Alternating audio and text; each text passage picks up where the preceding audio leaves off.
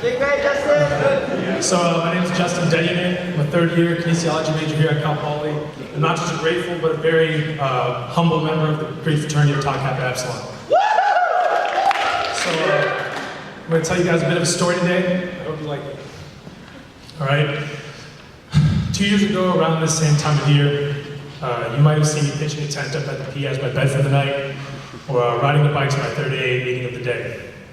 You might have seen me working in the kitchen at VG's to pay off my legal fees, or swimming in the pool, fading hopes of getting back on the team. During this time, I was suspended from school, swim team, I was removed from my dorm room, and all the while my parents had no idea any of this was going on. I wasn't afraid to tell them. My parents weren't the angry type now. I was ashamed because I came here to Cal Poly with aspirations of things like swimming professionally or being a successful engineer. Yet here I found myself at 2 a.m. on a Wednesday, trying to figure out how to sleep on the side of a ravine without sliding into the water because I had nowhere else to go. The question was, how did I get here? It all started with the first drink. I never drank at all during high school. But when I got to my first party at Cal Poly, I was handed a can of PBR and I said, what the heck is college? Now, I remember that I hated it so much I couldn't finish the can. So instead, I started taking shots of vodka. I would get back to campus around 8 or 9 at the end of the day. Unfortunately, I didn't have a dorm room to come back to. And the swim team, with good reason, had ostracized me. So my nights were uncertain. Fortunately, I had some good people looking out for me. Some friends gave me some supplies. They gave me a flashlight, a knife, a tent. I used these supplies to sleep up at the P a couple of nights, but it didn't work out all too well. There were mountain lions. One morning it was so windy it took the tent away with some of my belongings still in it. I had to search along the ridge for 3 hours before I found it that day. Other nights, I would ride around on a bike in downtown slow late at night for hours on end, trying to find a place where I could lie down and sleep without being worried about getting arrested. And some nights, I would give in. I would sleep in the common room of my dorm. But I tried to avoid this, however, because it was humiliating.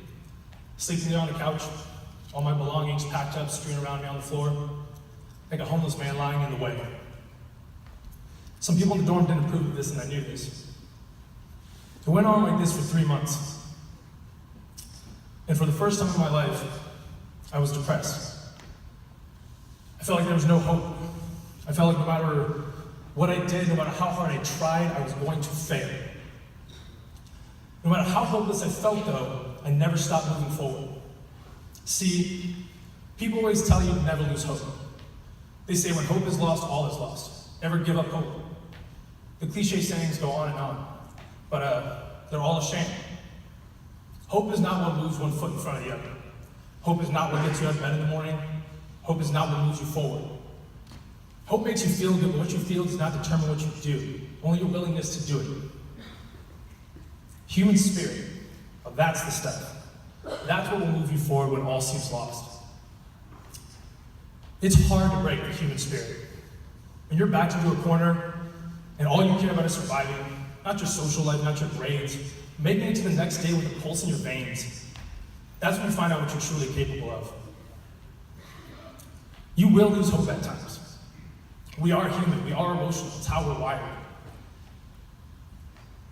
But if you're hopeless, don't tell yourself you're not, because you cannot lie to yourself. And just know that just because you feel hopeless doesn't ever mean you are hopeless. I felt hopeless for 3 months straight, but I never stopped putting one foot in front of the other. Eventually, I even got around to talking to the Dean of Student Affairs about my expulsion. After pouring my heart out to her for 45 minutes straight, she finally agreed to let me come back next year. This was good, but it was still only a small glimmer of hope in what seemed like a very bleak future.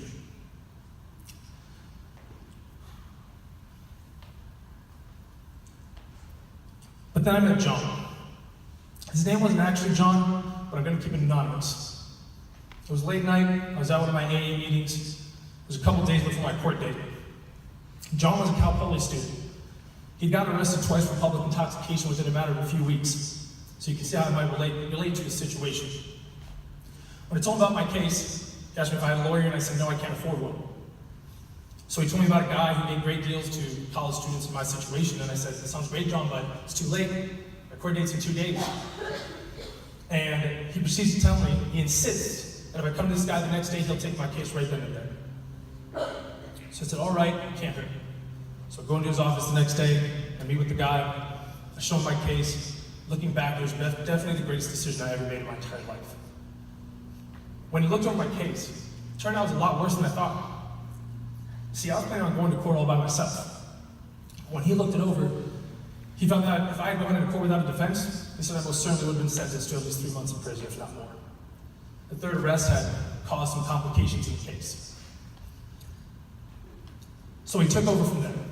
He went to my court date the next day and told me not to show up. I didn't have the best track record with the judge. Made sense. A couple days later, he gets back to me, and he tells me that if I can get 8 more hours of AA in the next 2 days, he can wipe my entire record. All 3 arrests gone, just like that.